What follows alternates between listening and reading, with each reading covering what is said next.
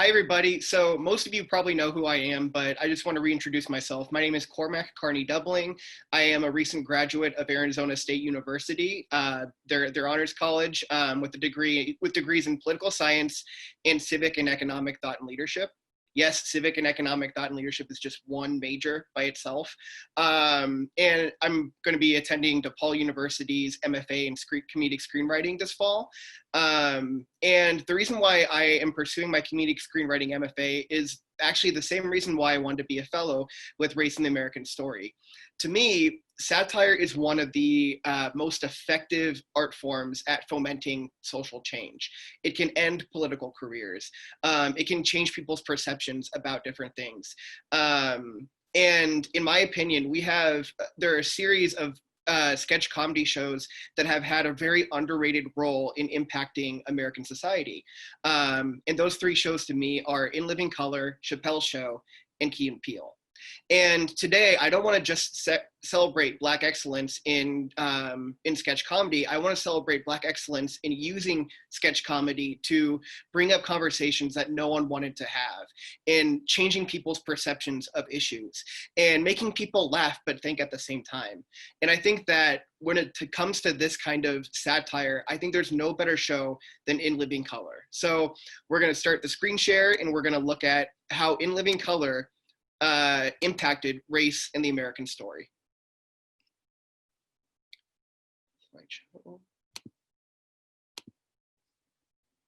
So these are just a few pictures from In Living Color, which ran for only 4 seasons. And even though it was on for only 4 seasons, it still had a huge impact on not only sketch comedy, but the way that we perceive issues of race.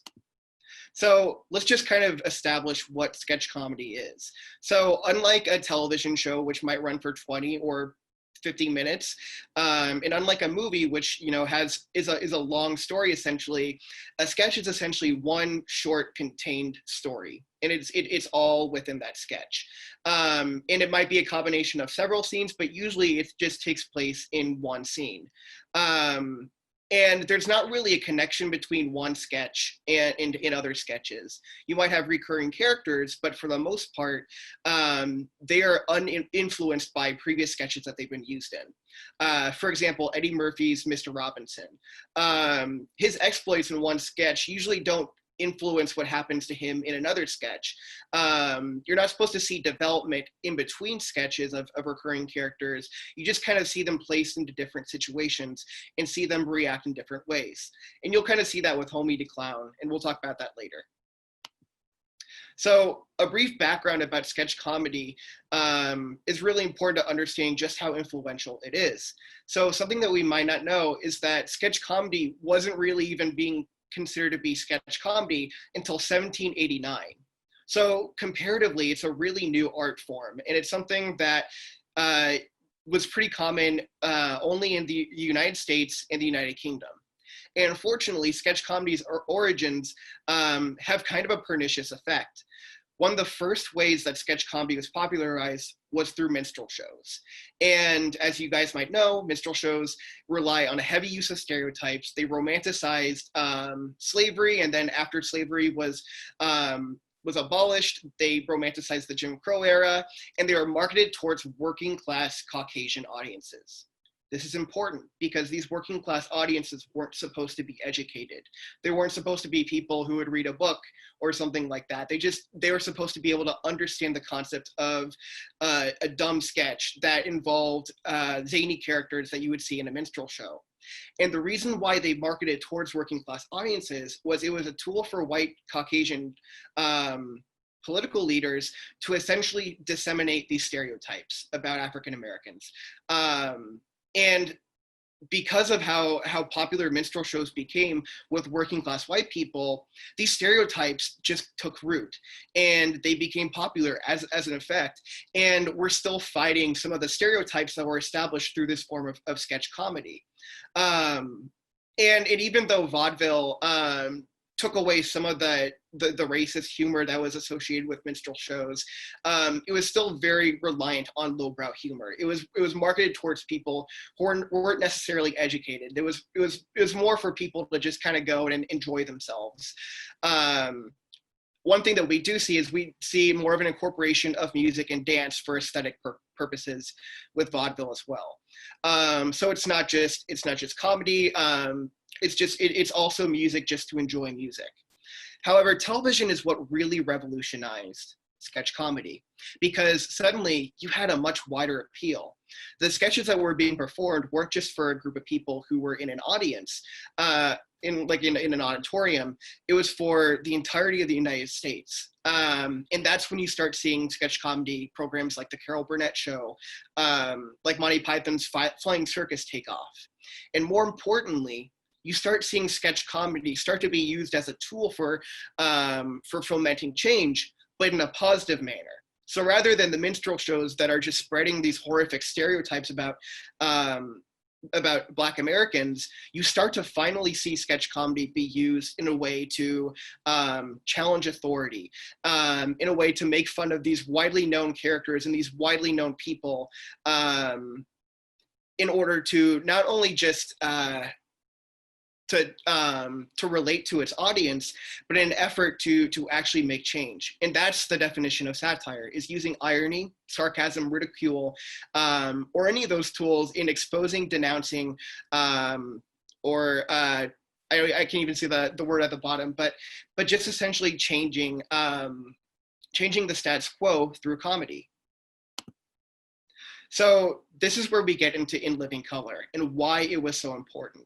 Because before In Living Color, there was good comedy. There was Saturday Night Live, there was the Carol Burnett Show, and those programs did have really effective satire. In fact, Chevy Chase's portrayal of Gerald Ford is widely considered to have been a key factor in influencing the 1976 presidential election.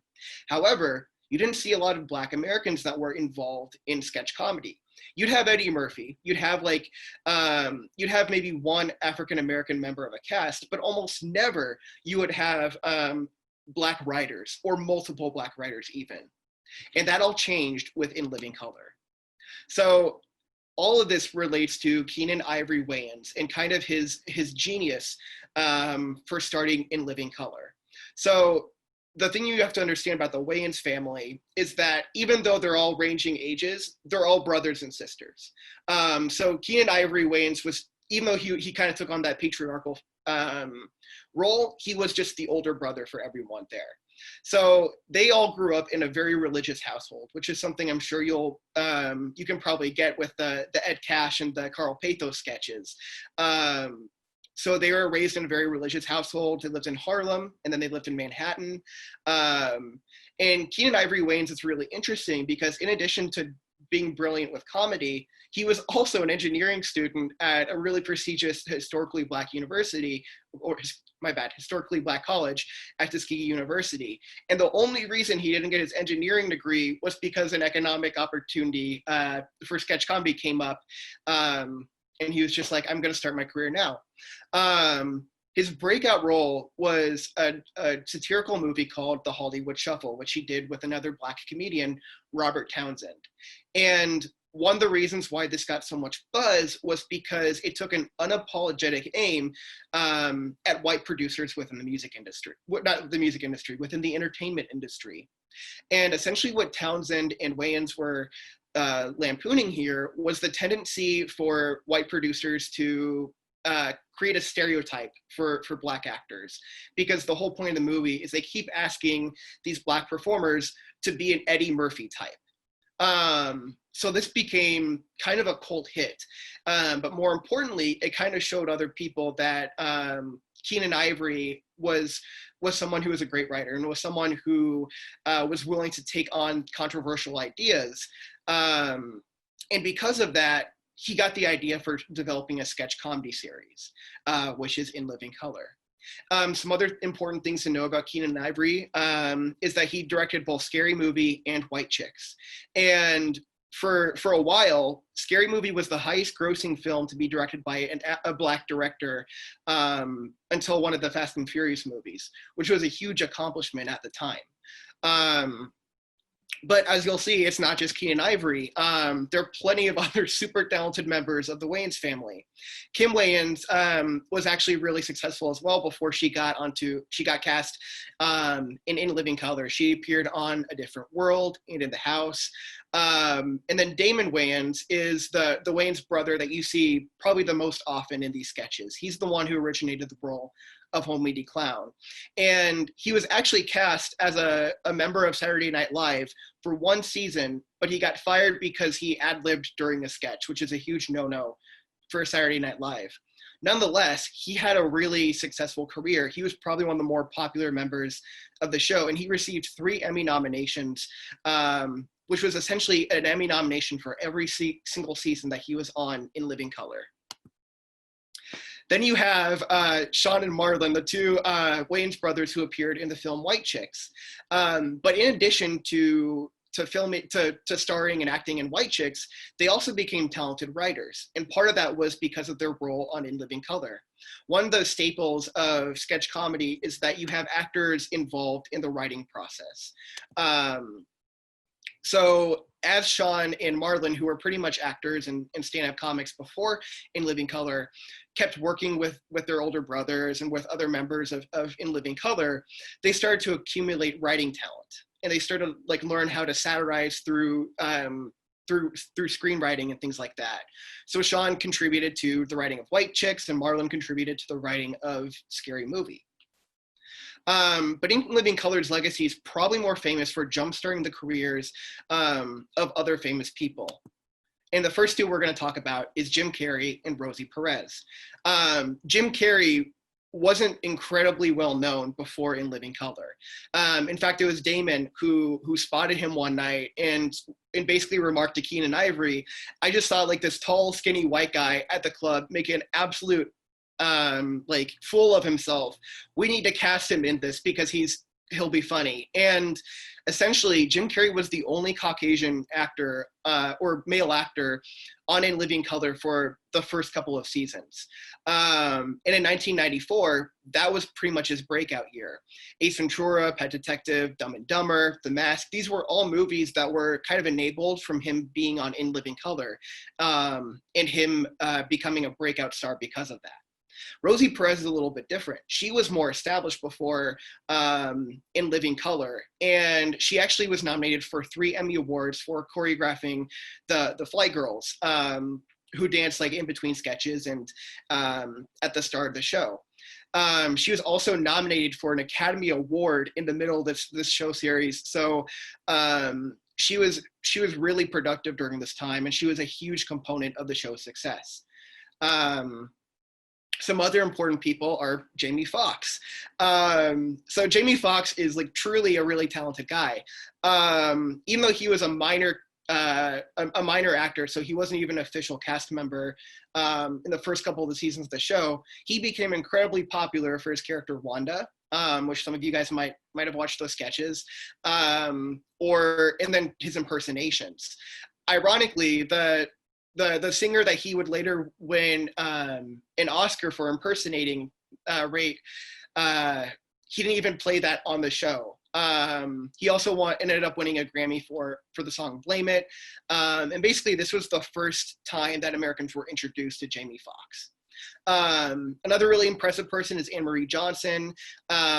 She had been in a couple shows before being on In Living Color, and more importantly, she became very involved in the Screen Actors Guild and was one of the key members in pushing for changes to the industry to be more inclusive. And obviously there's still a long way to go, but it's really impressive to see that In Living Color is kind of fomenting activism within the entertainment industry, both on stage and off stage.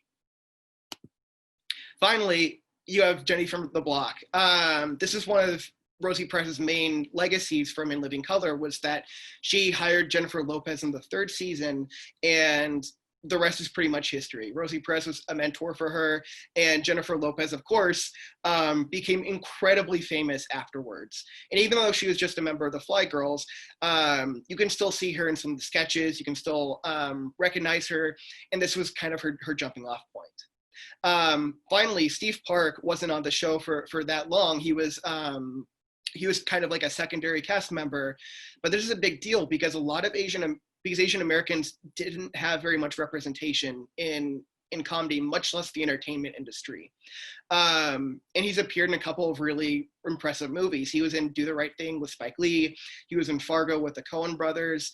And if you contrast that with a show like Saturday Night Live, which didn't really cast an Asian American man until I think 2019, this is really impressive that In Living Color was concentrating on including not only Black voices and white voices, but Hispanic voices and Asian American voices.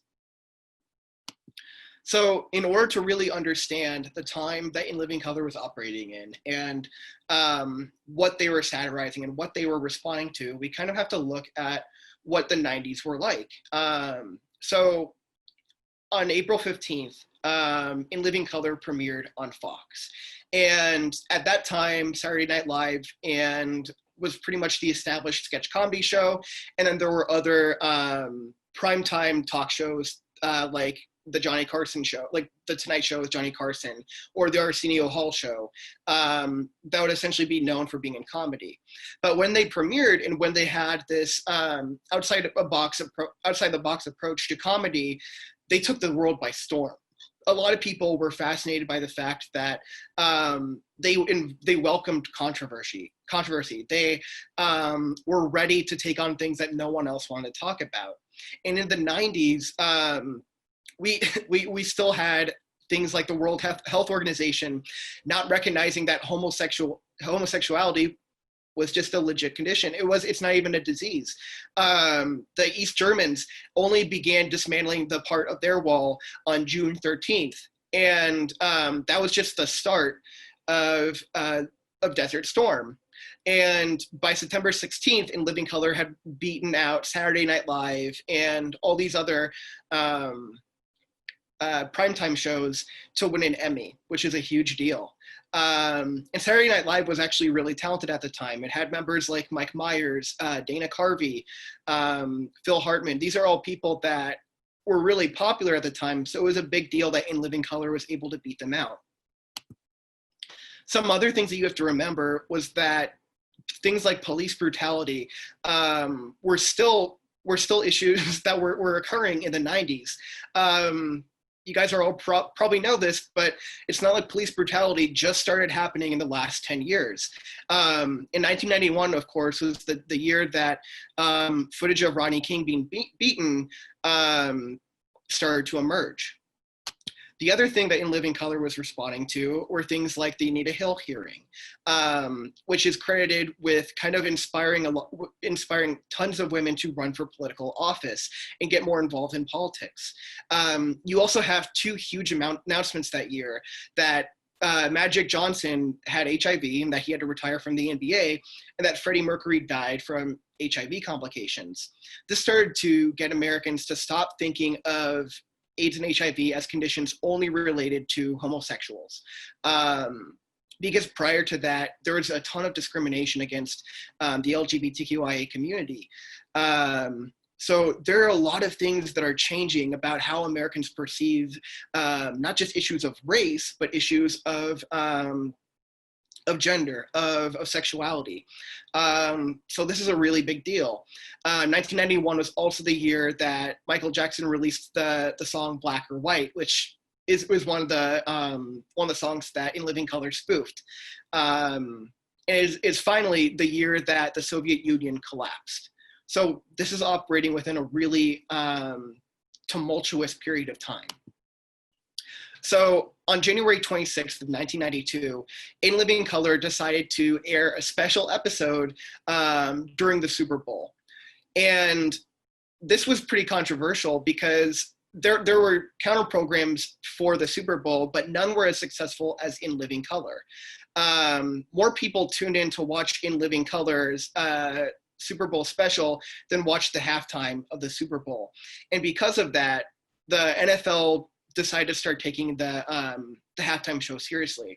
So before, the NFL would have employed local marching bands or kind of B-list stars to perform at the halftime show.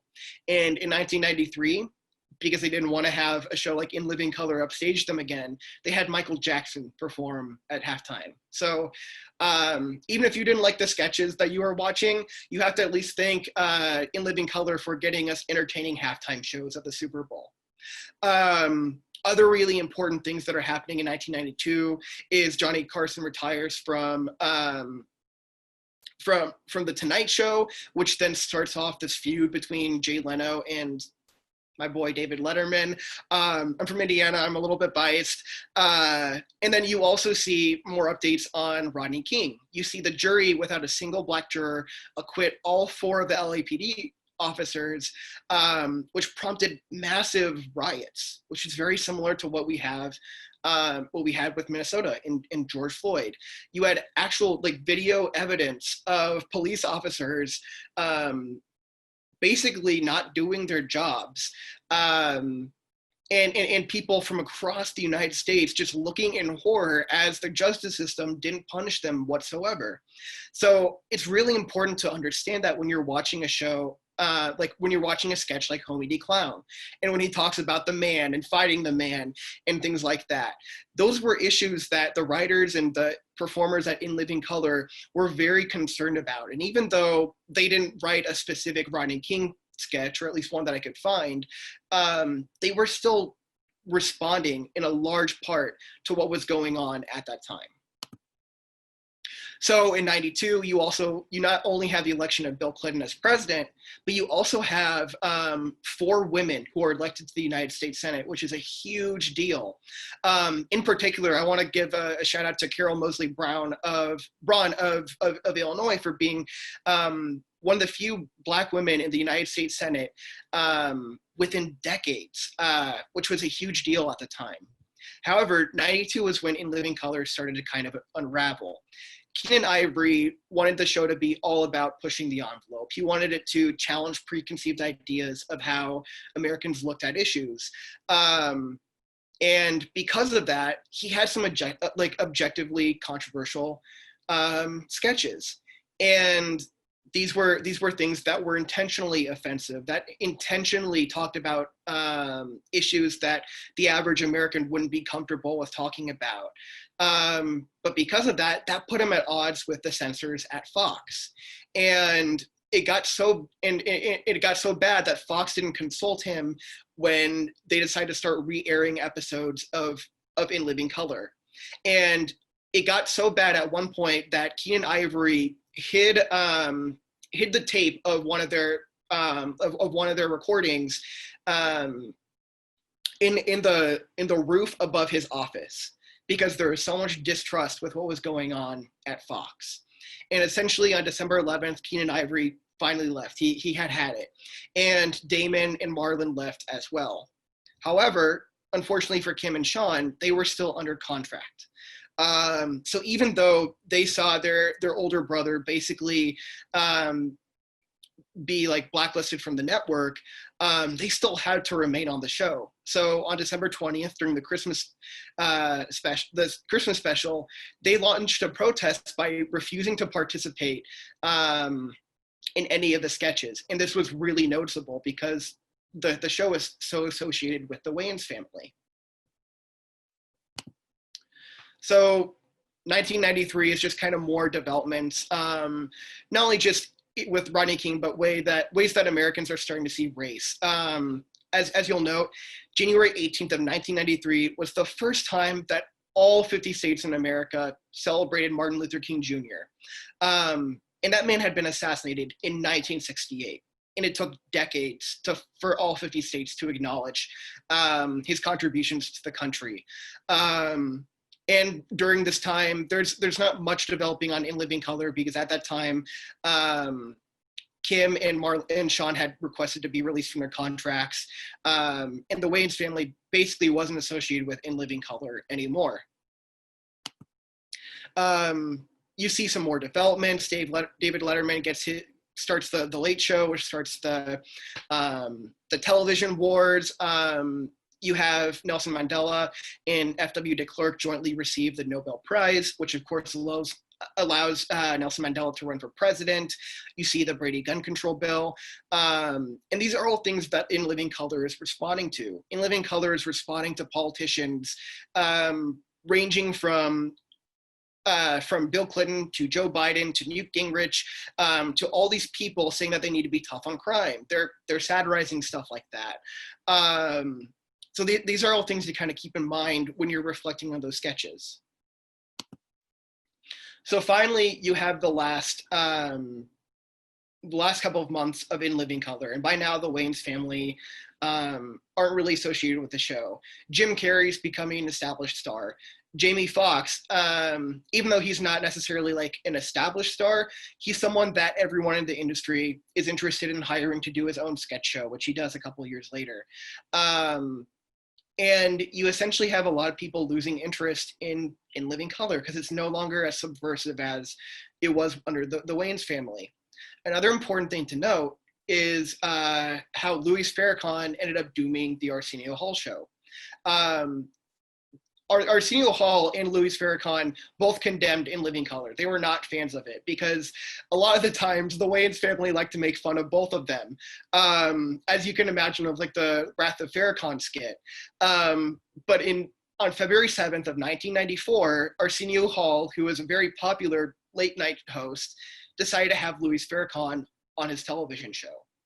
And that provoked outrage because Louis Farrakhan is very controversial for things that he said about for pretty anti-Semitic rhetoric that he's had.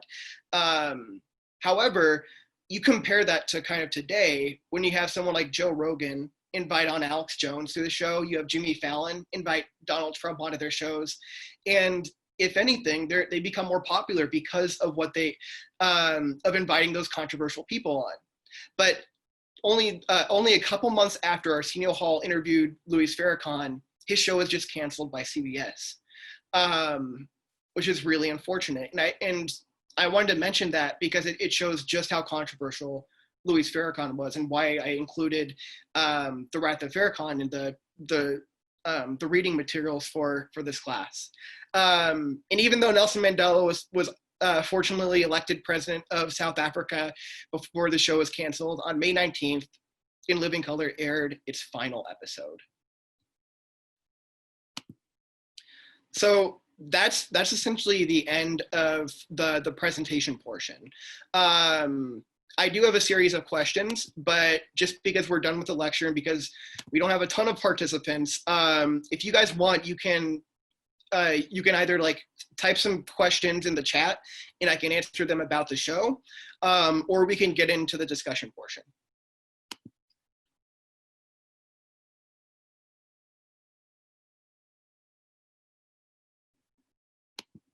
So if you have any questions about In Living Color, just feel free to enter them in the chat. And if not, I can start asking questions too. All right, so I guess I'll just start asking questions. So Keenan Ivory once said, I wanted to do a show that reflects different points of view. We've added an Asian and a Hispanic minority to the show. We're trying in some way to represent all voices. How does In Living Color accomplish this? Are there any sketches in particular that are effective? And you guys don't have to like turn on your video or anything, but just unmute yourself and see what you think about it. Well, first off, like great presentation, Cormac. And this first question is really interesting because I think, well, so by the time I was born, like I was born in 92, so I was definitely not watching In Living Color during its initial run. But I think it's really interesting the ways that it impacted the overall kind of field and framework of sketch comedy, and also didn't at the same time, because it seems like maybe Saturday Night Live didn't feel the pressure by the amounts of diversity that In Living Color was giving to the arena, because if they didn't have an Asian American comedian on the show into 2019. Obviously, it wasn't that, pressing for them, I guess, which is very interesting.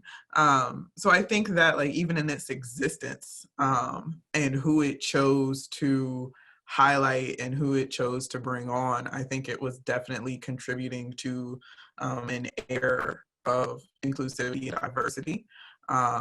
I do think that, and I wonder if this might be true because I haven't watched all the episodes like in order, but I wonder if, like, after the departure of Keenan and the rest of the Wayans, like, how much diverse thought was still emphasized in Living Color, and was diversity in terms of the actors and in terms of the content still really important to them. Yeah. And that's actually the ironic thing, is that you start to see more white performers cast after the Wayne brothers leave. I don't remember their names. They didn't really catch on because they just didn't lack the same energy that you had with the initial cast of In Living Color. But one of the things, and this leads me to another question that I had, in case you guys don't want to talk about this first one, is the writing room was really important for this. Was that it wasn't just Black performers, Latino performers, Asian American performers. It was writers that they wanted to employ that would employ different viewpoints for the show. And this led Keenan Ivory to have one quote that I think is really important. He said this in the wake of leaving the show, and he told this to David Letterman.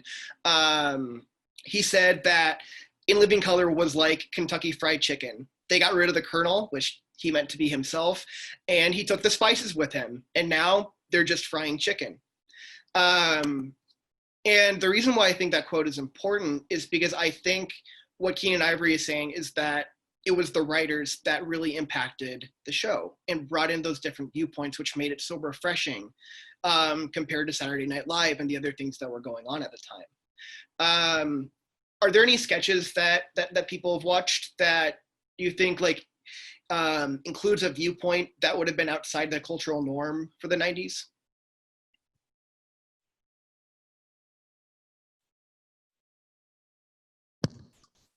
I think the multiple sketches referencing the mega church, or whatever the exact terminology was, and just drawing attention to the fact that sometimes the corruption of the use of religion can be so blatant in society, that would possibly have been scandalous a while back. Mm-hmm. The other thing that I think was really cool about that was that it's kind of something that both white and Black audiences were able to relate to, was like the kind of monetarization of religion. And it was something that, like, you had a Black pastor and you had a white pastor, and they were both equally corrupt, and they were both doing kind of like the same corrupt things, which I think was really interesting.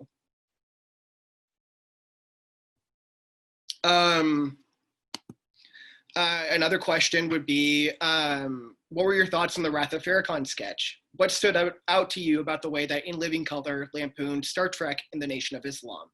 How does the sketch's discussion of representation pertain to today? What do you think of making Farrakhan the protagonist and Captain Kirk the antagonist?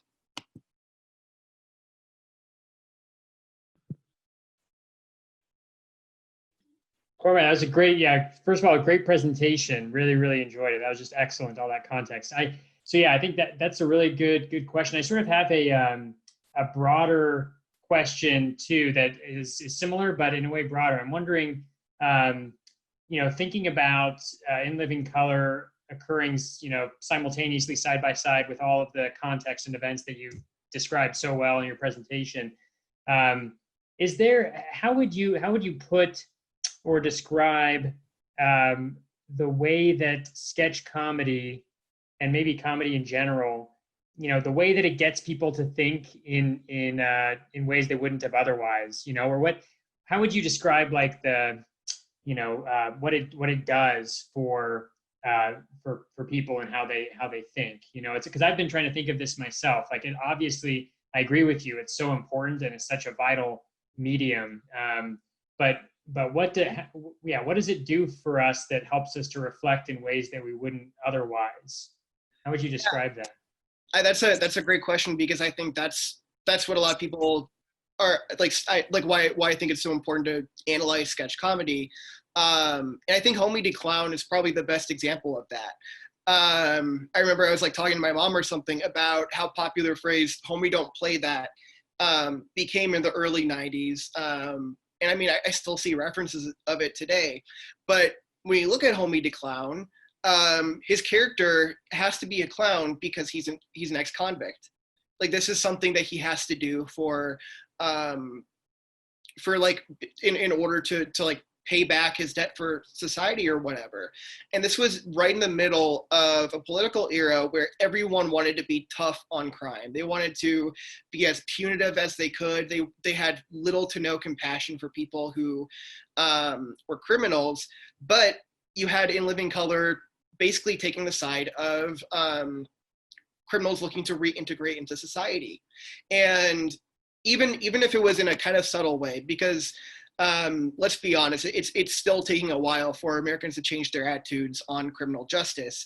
It was important because it essentially provided a space, and it showed that a show could be popular with those kind of characters and with that perspective. That you could laugh and be on the side of an ex-convict. You could like appreciate how ridiculous it was that he had to be a clown for 5 years, perform at children's parties, and that was the way that the man wanted him to reintegrate into society. And then I think just in terms of other things, we'll probably see this a little bit more like Chappelle and with Key and Peele. But the way that they satirize actual political figures is really important too. Because the reason why sketch comedy likes to lampoon political figures is because they're widely recognizable. In 2008, everyone knew who Sarah Palin was after she was nominated as the vice presidential candidate for Senator McCain. So when Seth Meyers, when Tina Fey were basically conceiving those sketches with Sarah Palin in them, they knew that they were going to be making fun of someone that everyone pretty much knew about. But what they were able to do was the things that made the Tina Fey's portrayal of Sarah Palin funny, like those characteristics, were also kind of highlighting problems with her as a vice presidential candidate. Flubbing answers, not knowing about different things. And ironically, the phrase, "I can see Russia from my house," which Seth Meyers wrote, that was something that Sarah Palin herself never said. But because Tina Fey's portrayal of Sarah Palin was so spot on, and because they had basically been pretty fair in how they were satirizing her, it pretty much became like a given for most Americans that they thought that Sarah Palin had actually said that. It's something that Sarah Palin still to this day is mad about, is that she never actually said, "I can see Russia from my house." But everyone thinks that she said that. Yeah, thanks. That's really, it's interesting. Yeah, and so that your last example too, that gets me thinking. I mean, was that a misuse maybe of the comedic form then? If people were convinced of something that that wasn't that she didn't actually say, or is that actually I don't know, or is that in line with sort of speaking truth in a medium that that gets people to laugh at the same time? I mean, yeah, that's an interesting example. Yeah. So the way that Tina Fey and Seth Meyers have talked about it since that, that they weren't necessarily, when they wrote that joke, they didn't necessarily want Americans to think that Sarah Palin had said that. But what they wanted to speak on was that Sarah Palin didn't have much foreign policy experience other than the fact that her state was right next to Russia. So, and that was kind of her go-to defense. for when she would not know something about Vladimir Putin, or when she would not know about foreign affairs. And what it did was it commented on her inexperience with foreign policy, and it commented on a truth without actually like representing a truth, if that makes sense. And even though it led to a lot of people to have like that misconception that she said that, it was effective at highlighting one of her flaws as a vice presidential nominee. And it became something that was damaging for the McCain campaign. Right. Yeah. Yeah. So, and then I have another. Yeah. Oh, go ahead, man. Oh, I was gonna say, I think it is interesting, like that question of ethics. And that question of like, is it okay if that's what people took away from it, or is that kind of an abuse of power, you know, to have people out here thinking that, you know, Sarah Palin said this, which is more often than not used to comment on her lack of like political experience, but used to comment on her intelligence, you know what I mean? And so I think it is interesting to ask those questions. I also wonder if maybe those questions are also informed by like our current era and the concept of like fake news and like making sure we route out misinformation and things like that.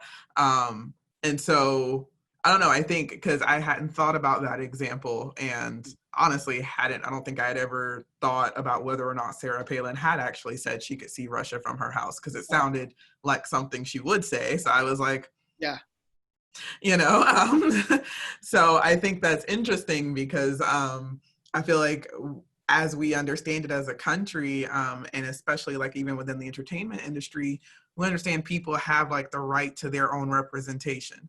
And so during sketch comedy, when it's like the Wrath of Farrakhan and you have someone acting as Farrakhan, you know what I mean? Or you have someone acting as Sarah Palin, or even when, was it Brad Pitt that did the Trump one at the beginning of the quarantine, like at the beginning of the COVID? I think it was Fauci. Oh, Brad Pitt did Fauci. You're right. You know what I mean? There's something to be said about that. You know what I mean? Like that one-to-one representation instead of representing like an overall kind of thought process or ideology or something. And I think it is interesting, like the possibilities of ethics there. But at the same time, I'm like, you know, as long as it's punching up, I don't think I see a problem with it, just personally. But with the way that SNL has had a hold on this like corner of the market for so long, I feel like there will eventually come a moment where it's not punching up. You know what I mean? Like it's, you know, if SNL is this big, then they're not. Does that make sense?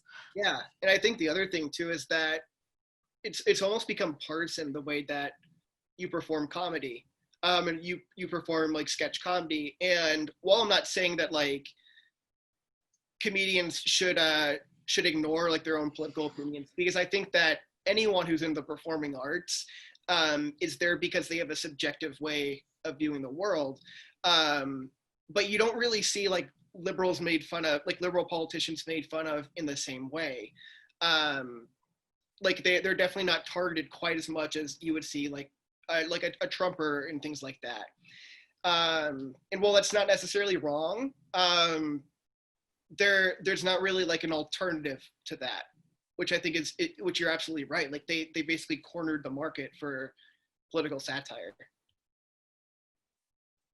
One thing that I'm also really fascinated with in Living Color is just how politically incorrect they were. And the fact that they took so many risks. Some of the sketches that I would watch, I would see and be like, oh God, that seems a little homophobic, or that seems a little bit sexist. And they even had one character, Handyman, that basically made fun of disabled people. And even though like there's humor in those situations, you can also kind of see how they would be offensive. So what do you guys think about their decision to push the envelope and to be controversial? Is it better for us to still be commenting on things and push the envelope while simultaneously offending people and things like that? Or should we focus on having humor be more buttoned up in order to be more sensitive towards how people might take certain jokes? Yeah, I think that's a great question, Cormac. Yeah, I mean, it's kind of goes back to the previous discussion of the ethics of comedy or something, right? Is it okay to make fun of everybody as long as you're making fun of everybody, or should you, right, have some more sensitivity and ethics about the moral purpose of your humor, right?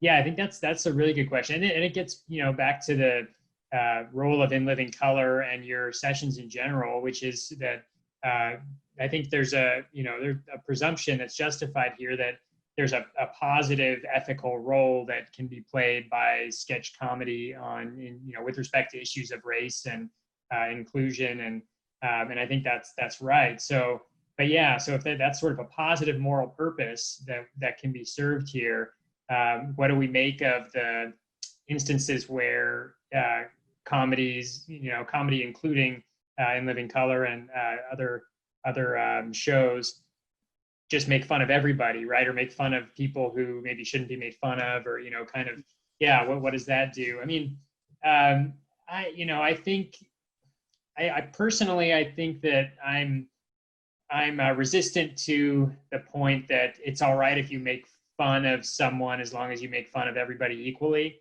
That doesn't seem okay to me. But yeah, so I don't know. That's my thought. Yeah, I think I kind of agree with that, because I think that there have been lots of studies and discussions about how specifically African Americans have used humor in order to grapple with essentially very hurtful histories and hurtful moments within history. And so I feel like there should be and can be a way to approach even historic humor. So at this point, In Living Color is kind of historic humor. Like, it ended in 94. We're about to go on 20 years, since its last showing. And so I feel like there should be a way to approach historic humor, keeping in mind that, one, the way that the world was being viewed was just fundamentally different. And then two, that I don't know. I think today, like, kind of like that concept I was speaking to earlier, personally, I prefer humor that punches up. Like, if this is satire, if this is political satire or anything of the sort, I assume that you are then taking the large amount of your vigor and your time spent like coming up with these sketches to not punch down on people that are already marginalized, but instead to really like point out the inconsistencies within like the larger structures and like people that are in power and things like that. So there definitely are moments where like, yeah, like I look back at old comedy and I'm like, you know what I mean? Like, that is not okay. I try and remind myself that that's not okay by today's standards. It doesn't mean it was okay by back then standards, but something that wouldn't be aired at all today might have had an easier time in 1993. And I don't know. I feel like intention plays a large part in humor and comedy. Yeah, and so that's what I think. I don't know, because especially with issues of like disability and things like that, things that we're still not good about talking about in very nuanced ways on television today, I'm kind of like, I don't think anybody should be making jokes on that. You know what I mean?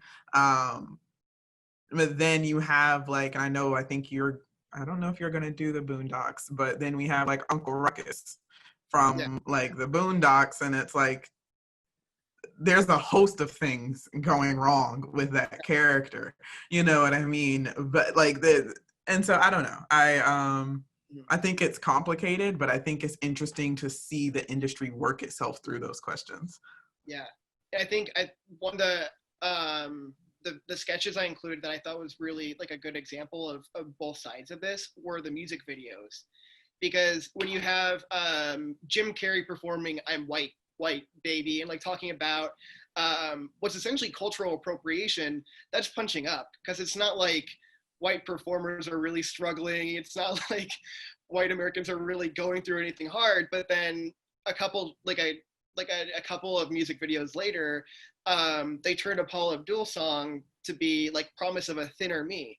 And it's like, really? Like, that's, you're going to make fun of her weight instead of like anything else? And she's like, I'm not even saying that Paula Abdul is like the most normal person. She's like kind of an out there person, but to make fun of her weight instead of like any of the other characteristics, I didn't, yeah, like that kind of like made me a little sick to my stomach. And even the Michael Jackson song at the end, where they did, when he was basically asking, am I black or white? The only point of that I really found funny was at the end when he gets arrested and he's like, oh, so I am black. And I was like, okay, I guess that was good. But other than that, I was like, why are you mocking him for not having a specific like color or something like that? I don't know. There are definitely moments where like I sympathize with the argument of like, let the comedian do what the comedian is going to do. They're not trying to be malicious or anything like that. But at the same time, they like when they go after like a group of people that don't need to be lampooned, they don't need to be satirized. It feels like they're almost bullying them in a way. And I think that maybe what Keenan was going for was representation of like what the everyday person is thinking. Yeah. You know what I mean? Which kind of walks that line of like satire, you know what I mean? Because I feel like there are parts of this that I'm like, oh no, I can fully see like half the country like finding this flat out hilarious in 1993 because it's a representation of how they feel. You know what I mean? But there's another aspect to it that's like, you know, okay, so is this representation of what really is, or is this a critique of what, you know, is, or what is existing, or and so I think like that, like specifically the Michael Jackson video is like, that was absolutely a huge debate, especially among like Black people about, well, not even so much a debate, it was a running joke. It was a running like, you know, Michael Jackson keeps getting surgeries. Michael Jackson looks quote unquote less and less Black. And so it's one of those things where you can see where the sketch came from, but you're also kind of just like, okay, so wait, are we critiquing systems of power, or are we just making the jokes that everyone makes in the you know, safety of their home but doesn't want to put on the TV? You know what I mean? And I feel like the fact that they had such a positive response from their audience means it might be the latter. It might be that they were making the jokes that no one else would put on TV, but they were the kind of jokes that were being spoken in everyday life, which I think makes In Living Color actually, because I tend to look at like historical things, even possibly more interesting, because it's showing me kind of a lens into, okay, how was a regular everyday person approaching topics of disability in 1992? Yeah. You know what I mean? And so I think that's important on its own, but it's also like, I don't know then if I can have the conversation, is that good comedy? Is that purposeful comedy? Is that like punching up, or is that representation? And I think that's when things get really iffy. Another way you can look at it too is that you're almost holding up a mirror to society in that case. And even if it's not intentional, if they're not trying to make you cringe at like the things that they're saying, the mere fact that they're saying that on TV and you're now like, oh wait, we've been thinking this was funny all along, like that's kind of messed up. Maybe that's a positive contribution that maybe wasn't necessarily intended. Was that by taking on like that everyman's like idea of what was funny, In Living Color was kind of showing Americans, maybe we shouldn't find this stuff so funny. Like maybe we shouldn't laugh at a disabled person being a superhero, and things like that. All right, let me see if I have anything else. Compare and contrast In Living Color with a sketch show like Saturday Night Live. What are the major differences between the shows? Which would you say is more effective at satire?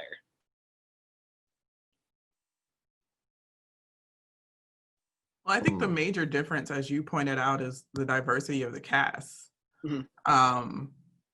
And I think that is, of course, diversity of the cast and diversity of the writers' room is, of course, going to influence how they go about satire. So I don't know if I can make a claim of which one is better. I feel like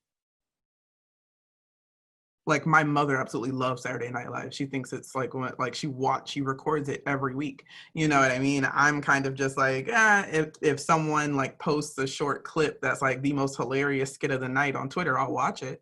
You know what I mean? And so I think that I don't know if there's a way to say like which one has done it better. Because I feel like some people may say, well, Saturday Night Live lasted longer. That means they did it better. But I do think there's something about what In Living Color did that was possibly satire from the point of view of people that, like, it's a different kind of satire coming from different people that SNL satire comes from. And so I feel like better or worse is probably more so with who are you more aligned with. Because it would be interesting to see what In Living Color would look like in 2020. Like with a diverse cast, like how would the jokes differ between what's put on SNL? Gotcha.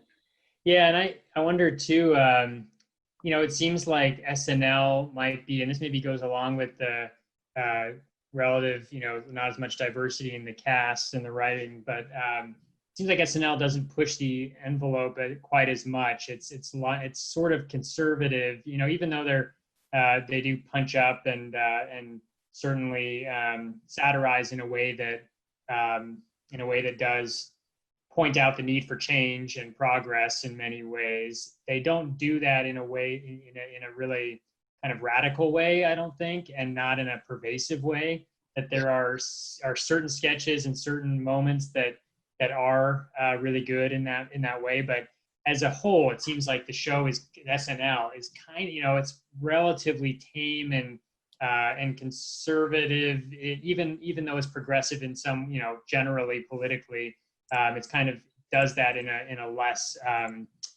less fast moving, less radical, less kind of pushing the envelope kind of way. Like it's not threatening. SNL isn't generally threatening to people, I think, in a way that a satire, a really good satire would be. Yeah, so that's kind of it for me in terms of questions. Thank you guys. Does anyone have anything else or? That was really great job. Yeah, great presentation. Yeah, thank you. Thanks, guys. All right, I appreciate it. Thanks for giving me your time on a Saturday. Hope you guys have a good rest of your weekend.